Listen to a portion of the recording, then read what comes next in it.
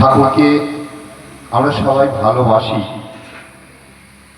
তাকে লক্ষ্য করি আজকে এখানে আসা, তার কথা শুনব, তাকে নিয়ে চলব, এটাই হচ্ছে আমাদের সাধনা। পূর্ববর্তী বক্তা খুব সুন্দর বলছিলেন,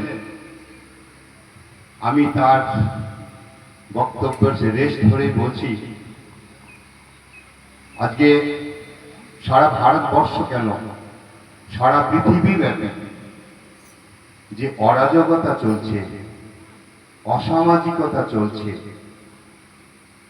বিভিন্ন রকম অপরাধমূলক যে সমস্ত ঘটনাগুলো ঘটছে, এর মূলে হচ্ছে ক্রোধ,